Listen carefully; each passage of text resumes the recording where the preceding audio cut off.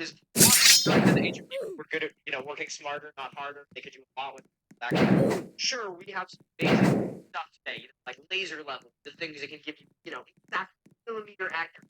But nature is a pretty amazing toolbox, and when it's undisturbed, be completely flat. So one of the theories for the way that they managed to get the base of the pyramid cell level is they flooded the bottom place where the first blocks were going, and then they were able to etch into the side the height that the water was at. That way, and everything was going to be completely symmetrical. But yeah, see, Philip? Smarter, not harder. Just because we'd be too stupid to figure it out doesn't mean that they were. It's structure that was made with two stone blocks weighing between 2 and 80 tons each, built within allegedly 25 years. Meaning they'd have to place 10 stones every hour for 25 years nonstop to achieve that. That's one stone every 6 minutes. You know what, Philip? I actually can't believe I'm saying this, but I agree with you.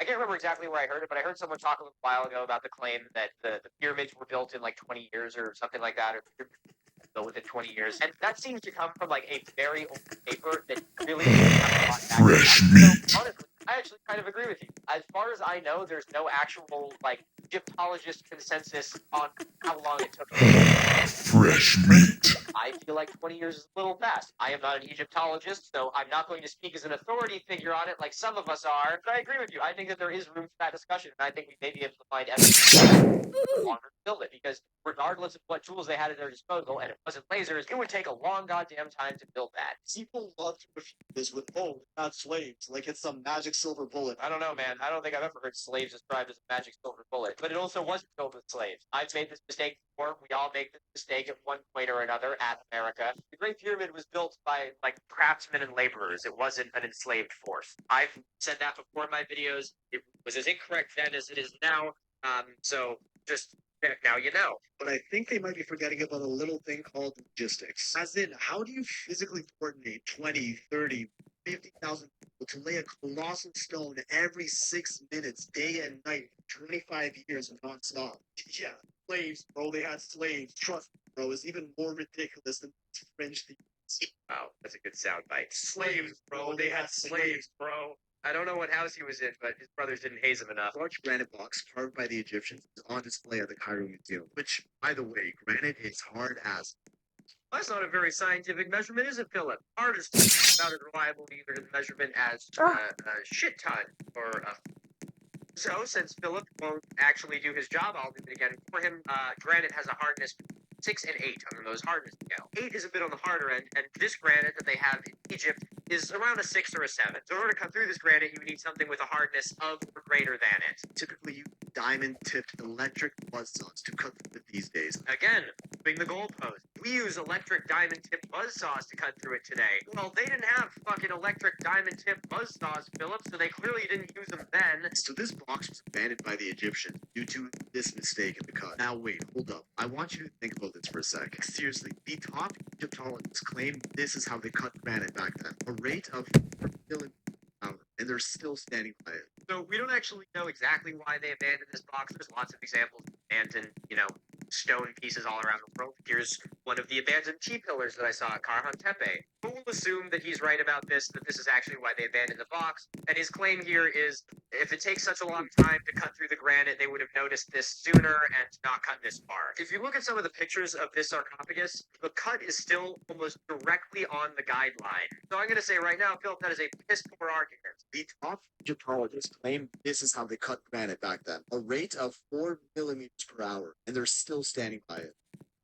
Wish I was as delusional as this guy. You have to have a pair of balls to actually say out loud, and archaeologists have the audacity to claim this is how granite was cut, while literally showing a video of them cutting granite in that way. You have to be a fucking clown if you're going to sit there talking about how ancient Egyptians had laser cutting technology while showing a video of archaeologists doing it in the way that they actually did it. My God. What the fuck? Oh my God. It's just insane. You can't take yourself seriously. They'd have no reason to continue sawing the granite for hours or even days longer as soon as they saw this inaccuracy. No, that is a straight fucking line. Stop trying to, project into what the, Egyptian craftsmen were thinking 3,000 years ago when they made this sarcophagus. Look at the fucking image you have up on screen right now, that black and white one. That line is like bang on.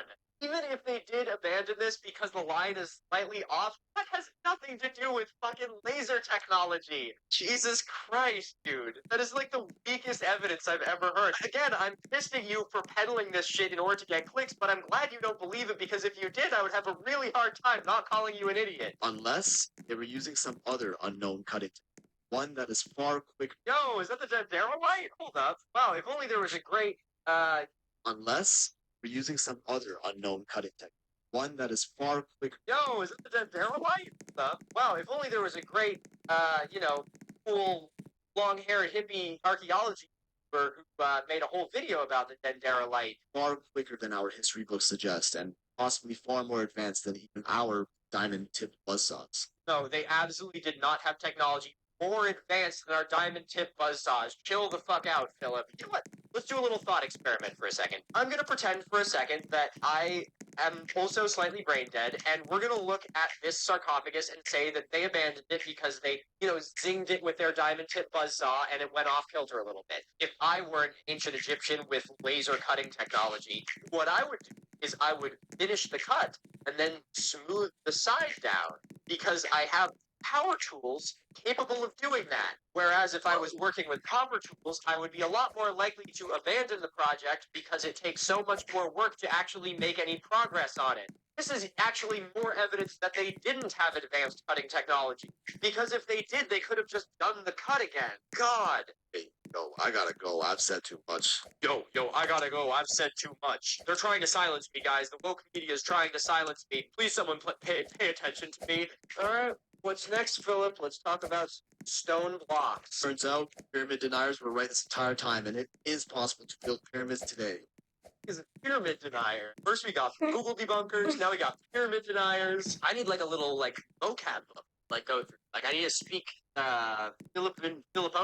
Let me show you how it's done. First, we obviously gotta prep our stone blocks using high-powered 20th century machinery.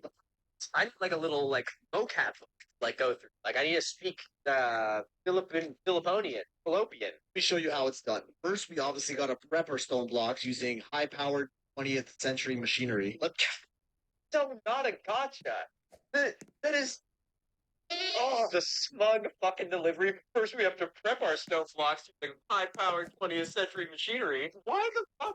Do you think people will be doing this with copper saws or something? If we really do have diamond-tipped buzz saws, why the fuck would we not use them? You are not proving shit with this. That is such a stupid argument. See, we do it like this today, and as we all know, no one has ever been able to do it ever before this. You know that we built masonry constructions more than 200 years ago, right? Even though those weren't built by ancient Egyptians, they also didn't have diamond-tipped buzz saws. Why the fuck is this such a hard concept for me to grasp? Let's load it up in the truck right here. Oh, let's try again over here. Oh, whoops. So you can see where this is going. This is Philip just smugly showing videos of crane operators and trucks doing a really bad job of transporting big rocks. And he's not proving anything. He thinks he's being really clever and being see, we can't even do it today with modern technology. But the kind of goofy shit that Philip doesn't realize here is that he's showing people who are doing this in probably the worst way possible. Anyone who's ever taken a physics class or, even maybe shown up to school a day or two knows that if you're moving something heavy, it requires less force to shit across the ground than it does to get straight up.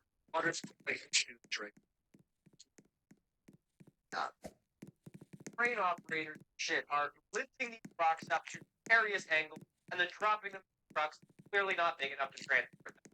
This does not prove anything other than that some countries don't have fucking OSHA. Still has work. At least in the trades. I gotta ask. Again, I went to a book school. I did environmental site remediation for a while. I've seen some trades.